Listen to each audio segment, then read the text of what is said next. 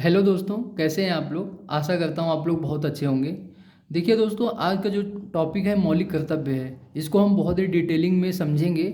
और मैंने ये नोट्स बहुत ही आसान भाषा में बनाया ताकि सभी लोगों को आसानी से समझ में आ जाए। देखिए, मैं आपको मौलिक कर्तव्य पढ़ाने से पहले कुछ बताना चाहता हूँ। देखो, एक नागरिक होने के नाते हम सब अपने मौलिक अधिकार की तो बातें करते हैं, पर मौलिक कर्तव्य को भूल जाते हैं। एक भारत का जिम्मेदार नागरिक होने के नाते आपको अपने मौलिक कर्तव्य की जानकारी होनी चाहिए और साथ साथ उसे इसे बखूबी निभाना भी चाहिए।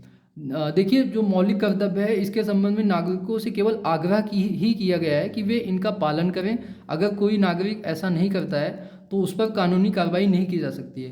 परंतु मैं आपको बता देना चाहता हूँ कुछ मौलिक कर्तव्य हैं जिनके ऊपर आपको कानूनी कार्रवाई की जा सकती है, जो मौलिक कर्तव्य कानून से जुड़े हुए हैं। जैसे मतलब जो राष्ट्रीय तिरंगा है अपना, राष्ट्रीय ध्वज और राष्ट्रीय गान, ध्वज, तिरंगा, फिर राष्ट्रीय गान और जनगण मन, इसका हमें बहुत सम्मान करना पड़ेगा। अगर आप ऐसा नहीं करते हैं तो आपके ऊपर कानूनी कार्रवाई की जा सकती है। ऐसे और भी कुछ हैं, मतलब मौलिक कर्तव्य, जिसको आपको हर हाल में ही उसको सम्मान करना पड़ेगा और उस मौलिक कर्तव्य को पालन भी करना पड़ेगा।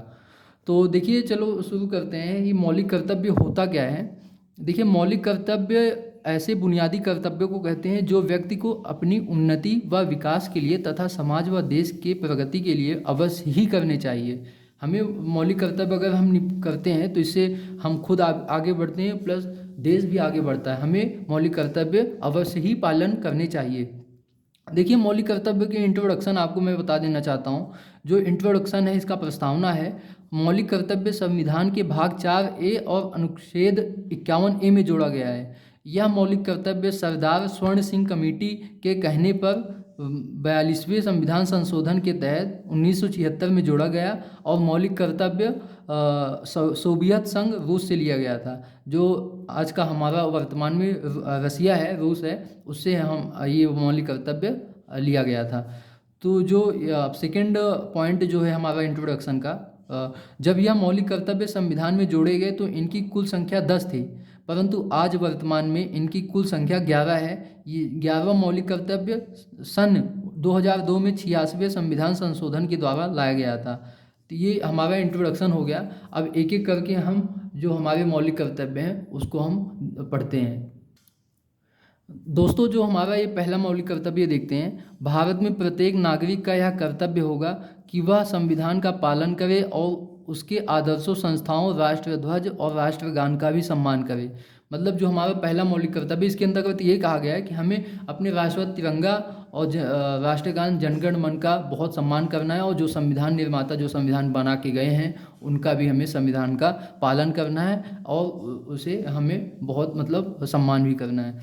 और जो सेकंड हमारा मौलिक कर्तव्य है, उन विचारधाराओं का सम्मान करें जिन पर चलकर हमें स्वतंत्रता प्राप्त हुई है। जो हमारा जब देश आज़ाद नहीं हुआ था उसके पहले जो हमारा स्वतंत्रता संग्राम चल रहा था, तो काफ़ी जो क्रांतिकारी, काफ़ी जो मतलब थे और जिन्होंने देश आज़ाद कराया, उन्होंने कई विचारधारा प्रस्तुत किए। उनका हमें बहुत सम्मान करना है, क्योंकि उन्हीं की वजह से ही आज़ादी हमें प्राप्त हुई है। जो हमारा थर्ड भारत मतलब कर्तव्य है, भारत की संप्रभुता, एकता और अखंडता को बनाए रखें और उसकी रक्षा करें। हमें मतलब एकता, संप्रभुता, अखंडता को बना के रखना है और उसकी रक्षा भी करना है। तो इससे हमारा देश काफ़ी आगे जाएगा। और जो हमारा चौथा मूल कर्तव्य है, दोस्तों मूल और मौलिक एक ही होता है, आपको मैं बता देता हूँ।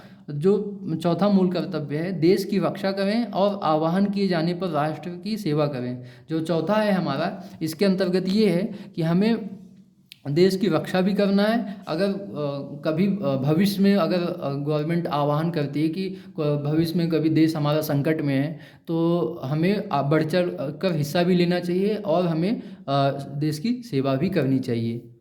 और जो पांचवा हमारा मूल कर्तव्य है, प्रत्येक नागरिकों को एक समान सम्मान दें एवं आपसी भाईचारे को बढ़ाकर रखें। हमें कोई भी नागरिक हो, हमें सबका सम्मान करना चाहिए, चाहे वो अमीर हो, गरीब हो, किसी टाइप का भी इंसान हो, हमें सबका सम्मान करना चाहिए और आपसी भाईचारे को बढ़ा कर रखें। देखिए, भाईचारा आज के टाइम पे तो नष्ट होते जा रहा है, परंतु कुछ वर्षों पहले भाईचारा था हमारे समाज में। बट हमें भाईचारे मिलजुल कर रहना चाहिए, इससे समाज की उन्नति बहुत तेज़ गति से होगी। इसलिए हमें भाईचारा निभा कर रखना चाहिए। और जो हमारा छठवां मूल कर्तव्य है दोस्तों, भारतीय संस्कृति का संरक्षण कर उसे आगे बढ़ाएं। जो हमारा भारत का संस्कृति है उसे हमें आगे बढ़ाना चाहिए, उस अपने संस्कृति को भूलना नहीं चाहिए। जो हमारी संस्कृति है, परंपरा है, उसे हमें रहकर आगे बढ़ाना चाहिए। और जो हमारा सातवां है दोस्तों, प्राकृतिक पर्यावरण की रक्षा और उसका संवर्धन करें तथा सभी प्राणियों के प्रति दया भाव रखें। हमें जितने प्राकृतिक पर्यावरण है, जैसे वन, झील और पशु पक्षियाँ, हमें इनका मतलब संरक्षण मतलब का संवर्धन भी करें और प्राणियों के प्रति दया भाव भी रखें, इनकी सुरक्षा भी करें। और हमें कभी हिंसा नहीं करना चाहिए, हमें दया भाव उनके प्रति रखना चाहिए। जो हमारा आठवां कर्तव्य है, वैज्ञानिक मानदंडों को अपनाएं तथा राष्ट्र के विकास हेतु नवीन ज्ञान के क्षेत्र में वृद्धि करें। हमें जो मतलब ऐसा नहीं सोचना चाहिए कि हमें सब कुछ आता है, हमें कुछ ना कुछ जीवन में सीखना है, सीखते रहना चाहिए। इससे हमारा देश बहुत जल्दी आगे बढ़ता चले जाएगा। हमें कुछ ना कुछ अवश्य सीखना चाहिए। दोस्तों, जो हमारा नौवां कर्तव्य है, सार्वजनिक संपत्ति को सुरक्षित रखें और हिंसा से दूर रहें। हमें जो जितनी भी सार्वजनिक संपत्ति है, जहां लोगों का आवागमन हमेशा बना रहता है, तो उस संपत्ति का हमें अपना संपत्ति समझ के उसकी सुरक्षा करनी चाहिए और किसी से लड़ाई झगड़ा नहीं करना चाहिए, किसी प्रकार का हिंसा हमें नहीं करना चाहिए। हमें हमेशा मिलजुल कर रहना चाहिए और जो हमारा सार्वजनिक संपत्ति है उसे अपना समझकर हमेशा उसका देखभाल करना चाहिए। दोस्तों, जो हमारा 10वां है कर्तव्य, व्यक्तिगत एवं सामूहिक गतिविधियों के सभी क्षेत्रों में उत्कर्ष की ओर बढ़ने का सतत प्रयास करें। हम भारत के किसी भी क्षेत्र में, हम भारत के कोई भी फील्ड में काम करते हों, हमें उसमें बेस्ट देने की कोशिश करनी चाहिए। हमें कोई फील्ड में अच्छा करें, ऊंचाई तक जाने का प्रयत्न करें, इसी से हमारा देश उन्नति की ओर चले जाएगा। जो हमारा लास्ट जो मौलिक कर्तव्य है दोस्तों, ये 2002 में 86वें संविधान संशोधन के तहत जोड़ा गया था। ये मौलिक कर्तव्य, इसके अंतर्गत ये है कि अब यह प्रत्येक माता पिता का कर्तव्य होगा कि वह अपने 6 से 14 वर्ष की आयु के बच्चों को प्राथमिक शिक्षा प्रदान कराएं। तो इसके अंतर्गत ये है कि भारत में जितने भी माता पिता हैं, वो अपने 6 से 14 वर्ष की आयु के बच्चों को प्राथमिक शिक्षा अवश्य प्रदान कराएं। अगर उच्च शिक्षा नहीं करा पा रहे हैं प्रदान, तो प्रारंभिक शिक्षा अवश्य कराएं। इससे क्या होगा कि उसको पढ़ना लिखना और कुछ समझ आ जाएगी, तो इससे देश की उन्नति की ओर वो काफ़ी योगदान दे पाएगा देश के लिए। चलिए दोस्तों, आज के लिए बस इतना ही। मेरी वीडियो जल्दी आएगी। धन्यवाद। आपने पहले वीडियो में काफ़ी प्यार बनाया था, ऐसे ही बनाए रखिएगा। चलिए दोस्तों, थैंक यू।